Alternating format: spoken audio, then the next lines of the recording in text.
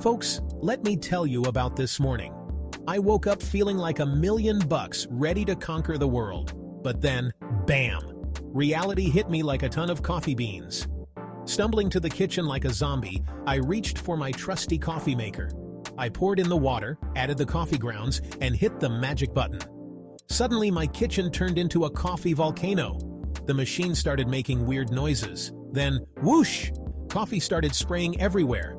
On the walls, on the ceiling, on my favorite pajamas. I looked like I'd been mud wrestling with a Starbucks mermaid. And you know what the worst part was? I still didn't have my coffee. So I did what any sensible person would do. I went back to bed and called it a day. Who needs mornings anyway? Who needs? Now let's talk about work. You'd think after the coffee fiasco things would get better. But nope. It was time for our daily video call. I logged in feeling pretty good, hair combed, teeth brushed, and wearing a semi-decent shirt. The boss started talking about some important stuff. I thought, hey, why not make a quick sandwich while listening?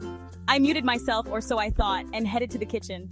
I started narrating my sandwich-making process like I was on a cooking show. Suddenly, I heard laughter from my laptop. I froze, pickle in hand. That's when I realized I wasn't muted. The whole office had just gotten a play-by-play of my lunch prep.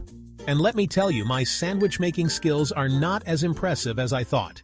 After work, I decided to treat myself to some retail therapy. So, I headed to the mall. Big mistake. As soon as I walked in, I saw my neighbor. I panicked. I ducked behind a mannequin. Smooth, right?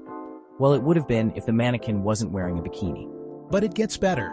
I thought I was in the clear, so I made a break for it.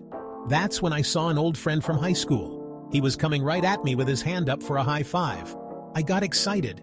Too excited. But at the last second, he turned to wave at someone behind me. My hand, already in full swing, connected with his face instead.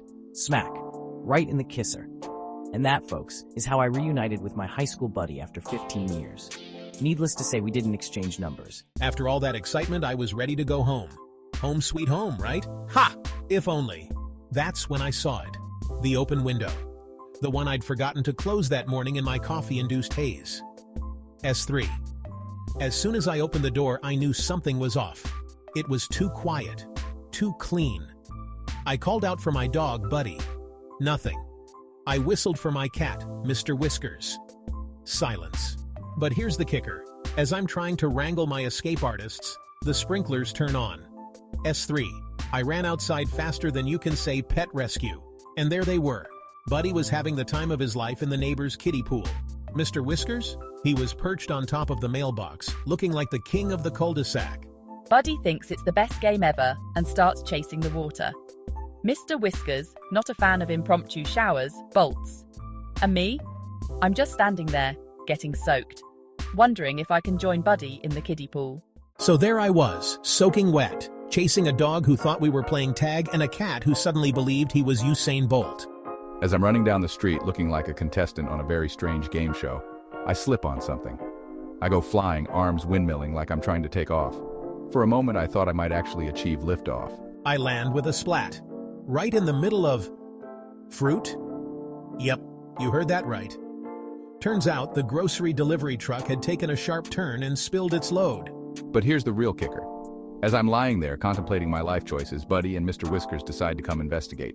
Buddy starts licking my face, probably wondering why I taste like chlorine and citrus.